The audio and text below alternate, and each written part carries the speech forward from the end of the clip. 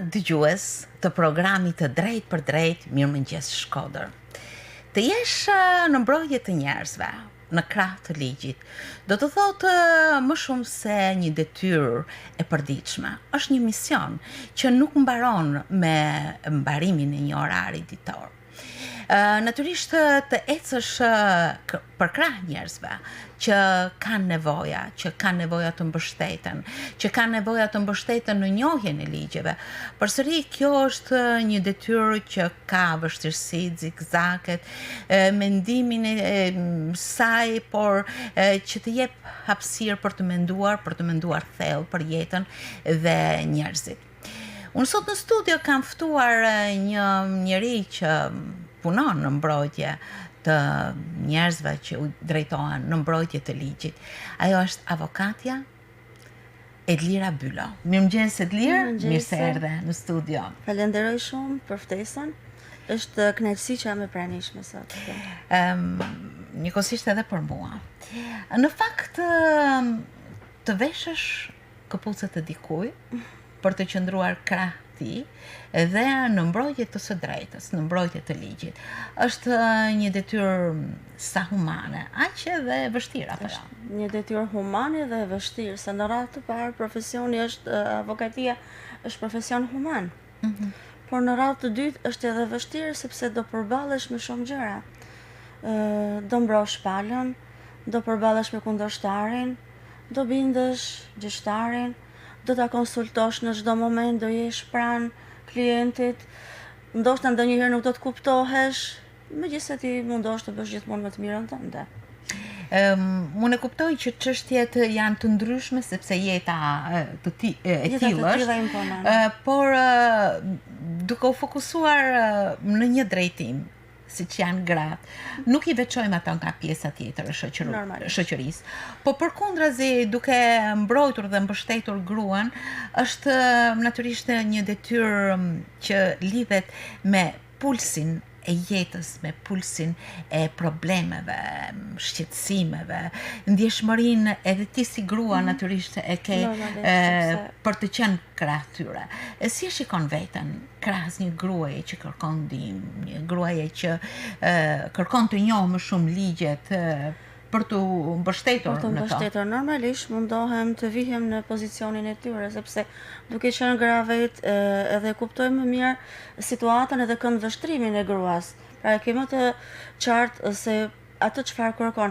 Por nga ana tjetër, kur ke të bësh me subjekte të veçanta, siç janë për shembull viktimat e dhunës, duhet shumë punë, duhet edhe sensibilizim edhe duhet që ai person që ka trokitur në derën tënde të jetë i gatshëm për të filluar procedura të tilla, sepse duhet një shkallë fortë ndërgjegjësimi përpara se të shkelësh, përpara se të trokasësh në dyrë të një institucioni, të një gjykate, të një bashkie, kudo në ato të policisë, në ato institucione të cilat ofrojnë ndihmën për këta persona, por që kur janë vetëm ndihen pak më të stepura, por kur kanë dikë tjetër në krah, marrin më tepër guxime dhe gjejnë atë forcën për të përballuar çdo gjë në jetë më mirë. Cilat janë problemet më të qëndësishme që lidhen me mbrojtjen e grave? Ka probleme plot që lidhen me mbrojtjen e grave, kryesisht e përmasave, është e kohë të themi, po është një realitet që ne jetojmë për shumë vitesh. Çështja e dhunës ndaj gruas është një problem madhor sot. Domethënë edhe mungesa, sidomos mungesa e respektit për shkak të gjinisë është akoma më i theksuar si problem, sepse aty fillon çdo gjë. Nga koncepti i gruas si pronë, nga mungesa e respektit ndaj gruas. Nga pjesa tjetër e shoqërisë, nuk po them vetëm e burrave ndaj grave, por edhe grave ndaj grave të tjera. Domethënë, sepse është një problem sot ideja që gratë po përpiqen të rivën në vend edhe një herë atë statusin e humbur, që ndoshta me ndryshimet pas 90-s, ndryshimet kanonore, që u rikthyen edhe një herë normat kanonore. Në vëmendje, por u rikthyen të devijuara dhe kjo situatë mendoj që e ngarkoi pak më tepër gruan, situatën e gruas. Pastaj duhet të mendojmë edhe problemet ekonomike, shoqërore, të gjitha së bashkut sollen këtë mungesë të ndikimit ndoshta në disa afera të caktuara të grave, por edhe këtë mungesë respektit ndaj figurës së gruas. Sa ndikon varësia ekonomike në çështjet e raporteve në shoqëri? Nuk është e para, por është një rëndësie shumë të veçantë, sepse një grua që është ekonomikisht e pavarur fiton sigurime të madhe në jetë dhe është e pavarur edhe në çdo gjë tjetër. Ka një zë më të fuqishëm në familje, në shoqëri, është një autoritet më i fuqishëm tek fëmijët e saj. Pra, pavarësia mendoj që fillon tek e para është psikologjike, por e dyta është ekonomia. Pra është diçka që e ke në mendje, por është diçka që ti duhet ideja që fiton vetë jetesën dhe ja del vetë mban pa ndihmën e dikujt tjetër, të jep një sens pavarësie dhe një sens fuqie për gratë. Po, duke ju referuar disa shifrave, çfarë mund të thuhet, sepse jemi në fund të këtij viti dhe natyrisht shpesh bëjmë edhe një vështrim. Për këtë vit nuk kemi disa statistika konkrete, por kemi parë që në krahasim me 2017-ën, 2018 ka patur një farë rënje përsa i përket shifrave të dhunës. Ndoshta edhe për faktin se është punuar më mirë në lidhje me rastet, por kemi edhe raste specifike të cilat mendojnë duhet të kenë trajtim shumë të veçantë. Për këtë vit akoma duhet të shikojmë domethënë mbylljen e këtij viti që të kemi disa shifra të sakta, sepse përgjithsisht kemi patur edhe kemi statistikat viteve të kaluara, por jo të këtij viti, ama shikojmë një rënje të shifrave të viktimave të dhunës. Numri urdhrave të mbrojtjes që në një farë mënyrë është një masë administrative, një masë që lidhet me institucionin. Që përgjithsisht kërkesat që kanë të bëjnë me zgjidhjen e martesës shoqërohen me urdhra mbrojtës, edhe më shumë se gjysma e këtyre kërkesave shoqërohen me urdhra mbrojtës. Pra nëse kemi 300 kërkesa për zgjidhjen e martesës, më shumë se gjysma janë urdhra mbrojtës. Kjo do të thotë që dhuna është e pranishme, por kjo do të thotë që viktimat e dhunës kanë filluar të dalin haptazi dhe nuk kanë më frikë që dhuna të mbetet një fenomen i dyrave të mbyllura, siç ka qenë për shumë e shumë kohë. Në një farë mënyrë kjo ka dy anë në treguesit e tij. Nëse dhuna denoncohet, kjo është një hap shumë i mirë. Ndërsa që dhuna është e pranishme në rastet e zgjidhjeve të martesave, ky është një rast tepër prapanik, tepër i agravuar i shoqërisë. Po nuk është një fenomen vetëm në Shqipëri. Është një fenomen mbar botëror, një fenomen që quhet feminicidi. Pra, vrasja zhdukja e grave. Dhe pikërisht për këtë, në botë janë nërmarrë iniciativa dhe lëvizje shumë të fuqishme në mbështetje të grave. Nëse ne do ta shikojmë në retrospektiv në kohë, që nga ato fillimet feministe, kur gratë nuk ishin as të drejtën e votës, për të cilën lobuan shumë, por shumë prej tyre u sakrifikuan, u burgosën, u torturuan, kaluan kalvare, për të cilat ne duhet jemi mirënjohëse sepse ne kemi një zë dhe kemi shumë të drejta që ndoshta nuk do t'i kishim. Dhe aq më tepër sot duhet të jemi shumë mirënjohëse këtyre feministeve që veprojnë sot, sidomos edhe organizatave që punojnë në mbështetje të grave, sepse këto janë një zë mbi gjitha për të ardhmen e vajzave dhe të grave. Ju keni punuar prej kohësh në fushën sociale që lidhet me çështjet gjinore të gruas, në qendrën Hapa të Lehtë, në shoqatën Gruajet e Gruaja. Të gjitha këto kanë qenë, si thua, një prelud i punës suaj të mëpasme ose një parapërgatitje për të qenë në mbrojtje të... Aktivizmi vullnetar fillimisht në këtë organizata, pastaj edhe aktivizimi, duke qenë se u punësova me kalimin e kohës, ka qenë një eksperiencë shumë e mirë. Nuk e them vetëm për mua, por për çdo person që ka punuar në të tilla struktura, sepse kanë qenë gjithmonë një hap përpara strukturave që janë sot. Dhe para 10 vitesh, për shembull, para 20 vitesh, nuk mund të mendohej që ti të shkoje përpara organeve të drejtësisë për të kërkuar një urdhër mbrojtës për viktimën. Një, në gjërat që ne kemi mësuar, ose koncepti i barazisë gjinore, që atëherë ishte mbetej shumë në hije dhe ishte një trend, ishte një koncept i ri. Ama sot është diçka për të cilën flitet kudo, flitet në media, flitet në takime, flitet në shumë institucione, pra është një drejt që gratë e pretendojnë. Mendoni që shoqëria civile vërtet është një zë jo i parëndësishëm për të evidentuar problemet? Diskutimisht. Ndoshta sot strukturat shtetërore kanë marrë fuqinë dhe janë më aktive, por sidomos në të kaluarën, sidomos para 20 vitesh, është ajo shtysa e shoqërisë civile që ka sjell pastaj shumë gjëra që ne i gëzojmë sot. Në fakt, Edlir, puna jote e përditshme natyrisht të lidh me shumë probleme të grave, por jo vetëm. Megjithatë, gratë janë të pranishme si forcë e veçantë e shumë e rëndësishme e shoqërisë. Si mendon ti, çfarë roli ka sensibilizimi edhe nga ana e një avokati apo avokate siç jeni ju, në mënyrë që puna të mos jetë thjesht e fokusuar tek një objekt apo subjekt i caktuar, por të jesh një zë shumë i hapur i shoqërisë për të evidentuar qoftë edhe në rrjetet sociale apo në mundësitë që japin mediume të ndryshme për të sensibilizuar rreth këtyre problemeve. Kjo është diçka që është një shtysë që ti e ke nga brenda. Mendoj se çdo njeri lind me misionin e vet në jetë, me dëshirën për të realizuar diçka, për të sjellë diçka të ndryshme në shoqëri. Dhe mendoj që është me fat ai njeri që i di se çfarë do në jetën e tij. Ndoshta edhe disa eksperjenca që ne kemi kaluar, që disa kanë qenë të mira, disa kanë qenë jo të mira, konfrontimi me njerëz nga më të ndryshmit, sepse nuk ka qenë thjesht as kjo pjesë. Sepse ti bëhesh objekt dashurie për shumë njerëz, po bëhesh edhe objekt xhelozie për shumë njerëz të tjerë.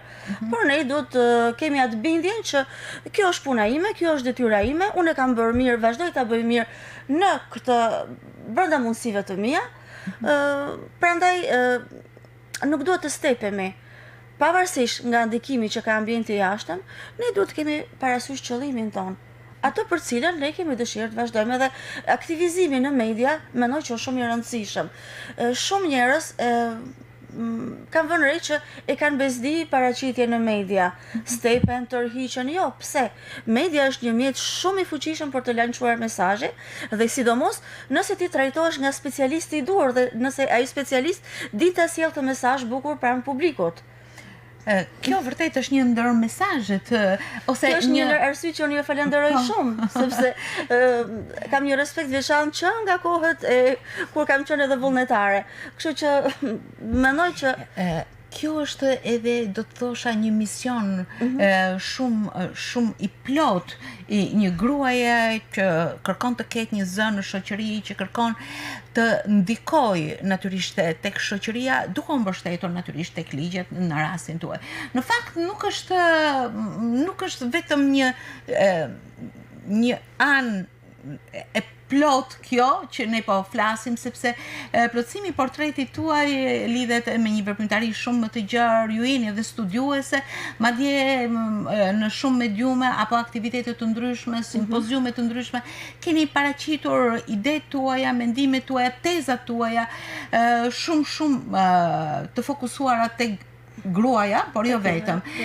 Një ndër veprimtaritë ku ju keni marrë pjesë ka qenë edhe veprimtaria që keni paraqitur një studim, gruaja mbretëresha e harruar e historisë, ku natyrisht jeni fokusuar tek figura e gruas edhe duke personalizuar në kohë dhe në periudha të ndryshme. Në periudha të ndryshme edhe jam munduar të preki sfera të ndryshme të prekit të shoqërisë. Normalisht nuk jam e vetme, kam edhe një bashkëautor, si në shumë prej studimeve të mia, kam punuar në binom me persona të tjerë, edhe kanë qenë njerëz të cilët kanë intelekt, kanë aftësi, kanë potencial, edhe sidomos kam kërkuar persona të gjinisë tjetër për faktin që unë mund të jem një këndvështrim. Ama tjetri është këndvështrimi tjetër, edhe bashkëpunimi është gjithmonë i mirë, sidomos kur është një bashkëpunim ndërveprim gjinor. Është akoma më i mirë. Mund sjell gjëra më të bukura, më me vlerë për shoqërinë.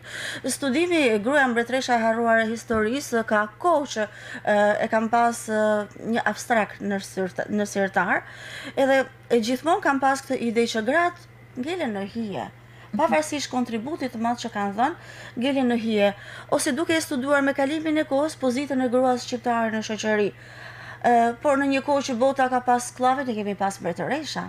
Kemi pas mbretëreshën Teut, kemi pas zonjën e parë të Arbërisë, pastaj kemi pas me kalimin e kohës figura të cilat janë promovuar në botë, siç janë Invamula ose Nën Tereza në fusha të ndryshme. Dhe unë jam munduar të preki jo vetëm sferën politike, po edhe sferën shoqërore, kulturore, çështjet sociale, pra gruan në epoka të ndryshme dhe në sfera të ndryshme. Kjo ishte pjesa interesante sepse është lobu shumë për burrat, është fol shumë për burrat, ky është një njeri i madh që ka bërë këtë gjë, domethënë, po kjo grua që ka bërë diçka në histori, ka dhënë një kontribut, pse nuk e ke përmend aq sa duhet? Dhe kjo është ideja, pse të ngelet e fshehur në këtë histori? Edhe kjo nuk është studimi vetëm, sepse ndër ecurinë tuaj natyrisht keni patur përsëri pjesëmarrje të tjera, madje në një botim që ju keni këtu, jeni një ndër autorët e studimeve të paraqitura në Itali. Në Itali, po. Botimi quhet Homemade Violence. Ka të bëjë me dhunën? Ka të bëjë me dhunën në marrëdhëniet familjare. Dhe janë autorë nga gjithë bota të përfshirë në këtë studim, një ndër cilat pata fatin të isha edhe unë, në monitorimin e një kërkueses shkencore nga Italia, Sara De Vido quhet, dhe është koordinator për jetën ndërkombëtar të juristëve. Ishte një eksperiencë mjaft e bukur, lindi krejt rastësisht, një moment një trajnim që po realizohej në qytetin e Shkodrës nga Partners, nëse nuk gabohem. Aty ishin të pranishme 2 pedagogë nga Universiteti i Venecias. Diskutuam diçka, folëm mbi 2-3 gjëra dhe ndërkohë që më treguan që është kjo konferencë në Itali dhe më ftuan nëse kisha dëshirë të marrja pjesë. Nga që unë po i tregoja që kisha marrë pjesë në një aktivitet tjetër, një konferencë tjetër në Kosovë. Dhe shkëmbimet e mendimeve që pata në atë konferencë. Dhe shikoj, tha, po më pëlqen shumë ky aspekt, tha, që ti pas ke marrë pjesë në konferencë.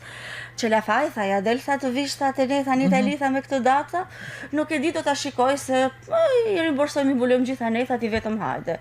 Do vi, thash, dakord, shkova. Kjo ishte një eksperiencë, çfarë përfitove dhe si këmbeve pikërisht eksperiencat në fushën gjinore të gruas? Ishte ndër eksperiencat më të bukura, sepse ku janë të përbashkëta dhe të veçantat mes shoqërive tona. Të përbashkëta ka shumë. Ideja që isha me një grup feministesh, të cilat me një herë më pranuan rrethin e tyre dhe kishin një modesti, një përgatitje, ishe kënaqësi të ishe midis grupit të tyre, edhe të kaloje kohë me ta. Por që të lobosh për të njëjtat problematika, sepse e njëjta gjë, pra mungesa barazisë gjinore. Është e njëjtë kudo në gjithë botën, që gratë nuk po arrin atë 50% e shumë të dëshiruar, ose ideja e feminicidit që gratë vriten për shkakun se janë gra, dhunohen për shkakun se janë gra, pra këto janë të përbashkëta dhe nuk janë të përbashkëta të vogla.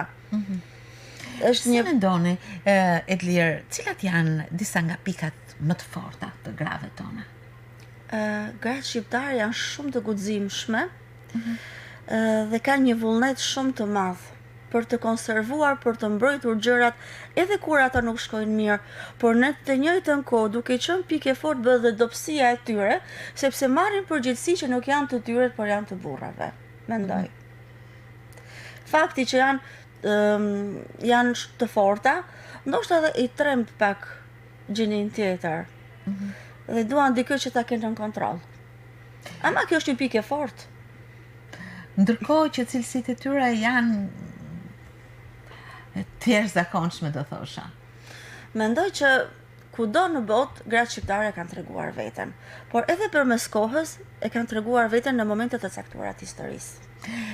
Duke patur përballë një avokate, le të shohim paksa në rrugët dhe rrugzat që ja kanë ndjekur për të mbërritur në një stad e për të vazhduar më pas me hapa të tjerë. Cila është Edlira e hershme dhe ajo që ka mbërritur më pas në hapat e saj në kohë? Edlira e hershme ka qenë shumë e ndjeshme dhe e mbyllur. Sot normalisht jam komunikative sociale. Domethënë, është një pjesë e imja, nuk bëj dot pa të. Kam mbaruar shkollë muzike, normalisht, edhe këto kanë qenë hapa të diktuar kryesisht nga familja ime, kam pas një pasion për pikturën shumë të madh. Edhe një ndikim pa diskutimisht ka pas një jetën tim me familja ime. Prindrit e mi të cilëve jam shumë mirënjohëse për çdo gjë që më kanë dhënë në jetë dhe vazhdojnë të japin një ndihmës të pakushtëzuar, pakufishme në jetën time. Natyrisht, duke patur një shtëpi, një streh, një shtrat të ngrohtë familjar, diçka që gjen gati në ato momente që ti ndoshta nuk je zoja të bësh shumë gjëra të tjera sepse vjen shumë e lodhur nga puna, është një ndihmëse e jashtëzakonshme. Jo, dhe prandja familjare jote ndoshta të ka ushqyer me shumë çka në hershmërinë tënde, duke qenë mbesa një shkrimtari si Tofik Gjyli, mbesa e një gjyshe intelektuale, vajza e dy prindërve po intelektual, babi juaj një muzikant. Gjyshja ime aty do ta vëja shumë theksin sepse ka pas një ndikim jashtëzakonisht të madh në jetën time dhe në formimin e personalitetit tim. Sepse fjalët e saj nuk do t'i harroj kurrë. Kur isha e vogël, normalisht kisha këtë natyrën pak të brisht, edhe ajo më rrinte shumë pranë dhe me kalimin e viteve më tha diçka që nuk do ta harroj kurrë. Unë sa kam investuar shumë te ti, sepse doja që ti të fitoje me mendje. Edhe kjo i përmbledh gjitha, mendoj se sa i madhe dhe sa duke patur një formim kulturor, artistik, si u fokusove tek drejtësia?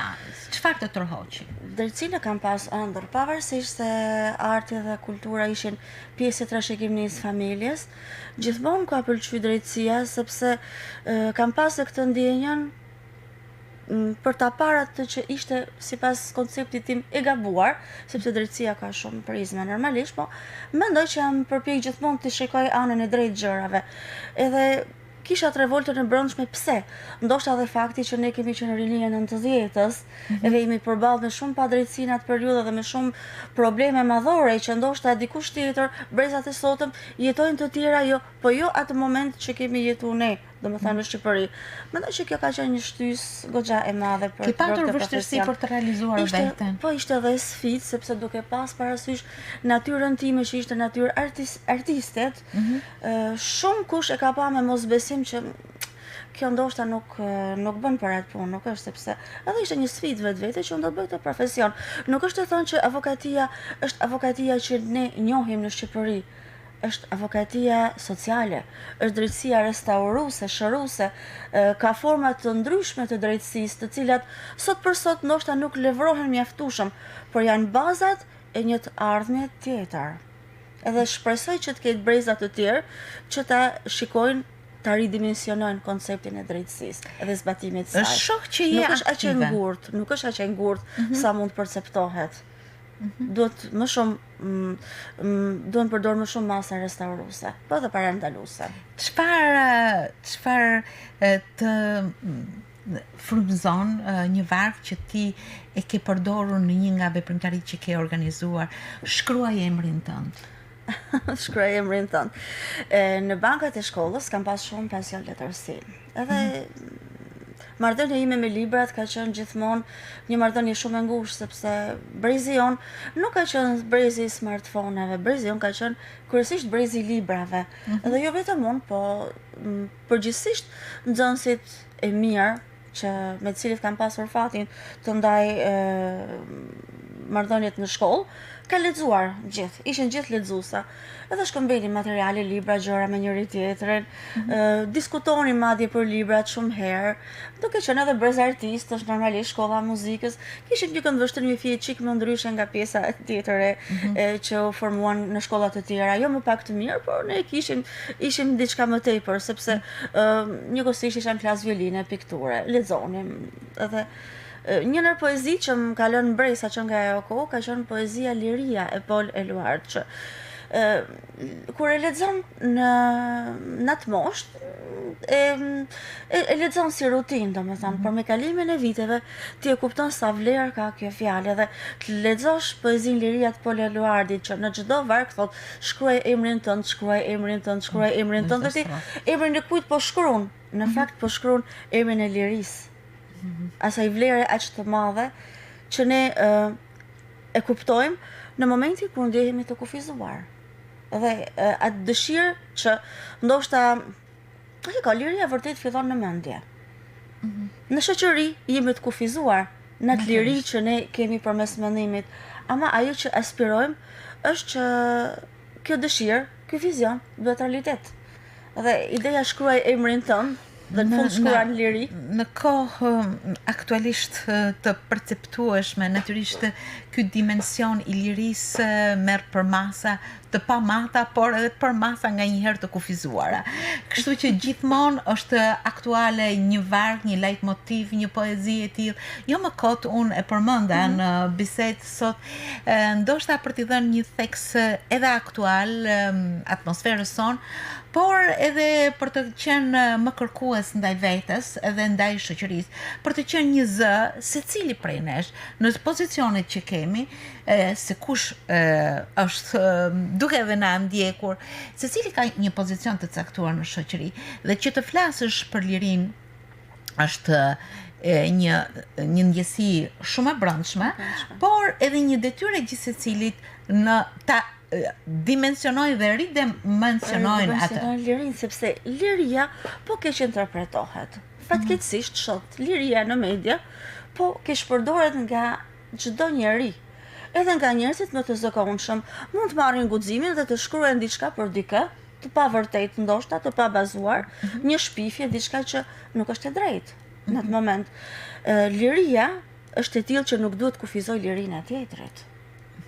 Liria jote është e tillë vetëm kur nuk kufizon lirinë e tjetrit dhe nuk cënon lirinë e tjetrit. Në të vërtetë duke diskutuar me Edlirën, hedh mjaft vështrime, jo vetëm thjesht në fokusimin e një detyre, por që ajo shpërndan shumë dhe rrezaton shumë ndjesi në punën dhe në ditën tënde. Ashtu siç edhe pjesëmarrja aktive në mjaft projekte, liria fillon me fjalën "më lejo të flas", për shembull ishte një bashk projekt që ju realizuat. Ka qenë një eksperjencat më të bukura që e kemi vënë në jetë me Astrid Fanin. Ai ka qenë aplikanti kryesor. Po ideja filloi, ajo shkëndija filloi tek unë, sepse duke dëgjuar diçka duke kërkuar në media, kërkoj her pas here, lexoj, edhe gjeta këtë video projeksionin që kishin bërë një grup studentash italian, ishte në italisht, të poezisë Liria. Është një nërgjut që unë e zotroj që e vogël dhe e shijoj në atë mënyrë. E dëgjoj, më pëlqen shumë dhe me Astritin kishim pas një bashkëpunim, një projekt tjetër dhe e di sa i përkushtum, sa punon, sa ide të bukura ka dhe i shkruaj. Astrid, si je? I them, shikoj një herë këta mund ta bëjmë bashk, shikoj një herë. Kjo tha nuk është për të diskutuar këtu, tha po takohemi, e diskutojmë me gjërësisht, solli ato idetë e tia që mu me entuziasmun shumë, ulëm, shkujtëm një projekt së bashkut, aplikuam tek thirrja që kishte lançuar Ministria e Kulturës dhe fituam. Ishte një grant shumë i vogël, por aq sa na mjaftoi për të sjellë në jetë. Peshohet me para, ajo është. Kishte një për ne kishte një vlerë emocionale, sepse të japësh mesazhin, sidomos me zbrejshta veti, ta përçosh ashtu siç duhet përçuar. Ishte diçka e pashmueshme tek ato nxënës jashtëzakonshëm që ai ka zgjedh vetë një për një, domethënë. Edhe mësuesja që punoi me ta, Alketa e jashtëzakonshme, shumë kërkuese, shumë pozitive, shumë e mirë. Vajzat që morën pjesë në aktivitet ishte Ideni, e cila solli ato fotot shumë të bukura, na ka asistuar në çdo moment, ose Admira me poezitë e saj, Ergysi që u bë zëri i video projeksionit Liria, se ne e morëm përkthimin e Elidës Buçpapaj dhe e sollëm në një video projeksion. Ishte diçka që i lambresa tek publiku, edhe mendoj që tani sapo ka fillu, sepse po shpërndar në rrjetet sociale, kemi një faqe, kemi një grup teatror shumë përgatitur, shumë të mirë, me cilët punojnë Astriti edhe Alketa.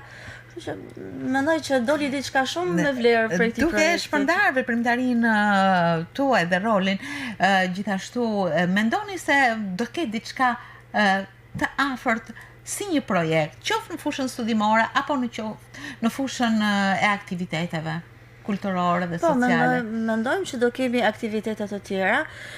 Një ndër nismat të cilën e kam shumë për zemër është edhe mbrojtja e vlerave intelektuale dhe krijimtarisë autorëve.